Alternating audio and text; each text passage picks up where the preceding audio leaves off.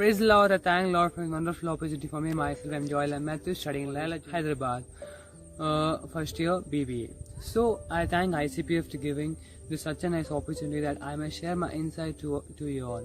So the insight what I want to say is the portion where we can understand the humbleness of Jesus Christ. That is in John 13 chapter, we can see that Jesus cleansed the disciples' feet. So that's the Passover, that's the final Passover of Jesus Christ, and disciples were not so conscious that this is the last Passover of their master. But Jesus was fully controlled and fully knowing that is the last Passover. He says about the Lord's Supper. But I want to not say anything about that. But I want to say something else from that point.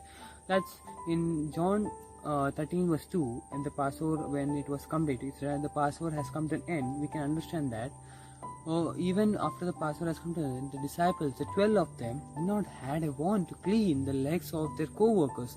Not if you forget about disciples, their co-workers, not even their master's leg they wanted to clean.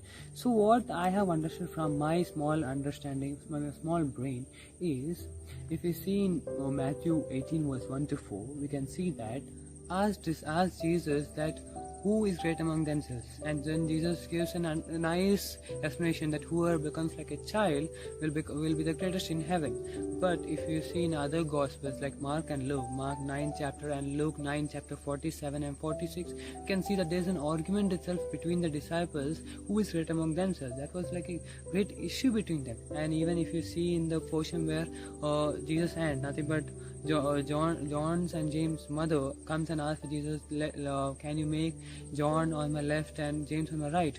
So Jesus says an excellent answer, but we can see that disciples were like sad and like a kind of angriness was with them when they were like making John or James greater. So they had a great issue of knowing who is great among themselves. But when the Holy Spirit came, everything was changed. That's another matter. But understand that when these disciples were thinking that I am great among themselves, I am the person who will become the great, because they had a mentality like Jesus was a Messiah who will be a king, who will be real. That's real, but they were in the physical form of thinking that he's a king, I'll get an authority, I will rule of this thing.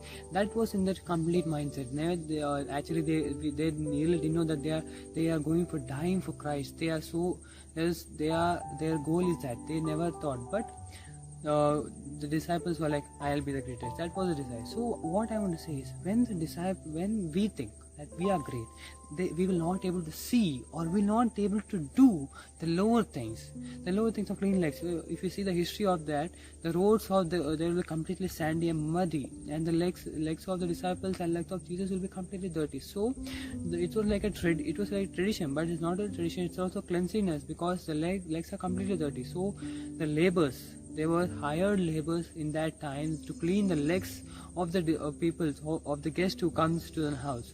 So they will be a Gentiles, or they will be the lowest peoples in the Jewish community. So let us have the humbleness of Jesus Christ. Like in Philippians 2 verse 8, it says how humble was Jesus, that he even humbled himself to the death of cross.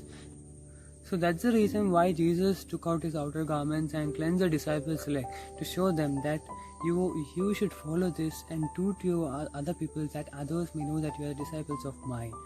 So Jesus shows humbleness. So we should have the vision to humble ourselves, even how great we go, how much extent we are. Like whatever we do, we'll never become great as Jesus. So in that way, when that great person, like our Savior, he's showing that humbleness, then what's problem in us to show the humbleness? So let's have the humbleness of Jesus.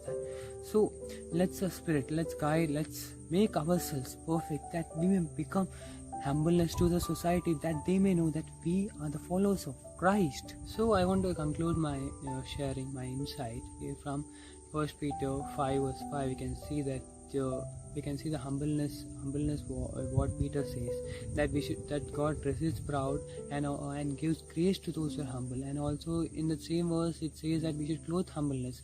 So let's ourselves clothe humbleness and show to the world that who we are. We are the disciples of Jesus, who died for us and who is going to come for us and take us as a bride for him. Thank you. Let this message be helpful for you.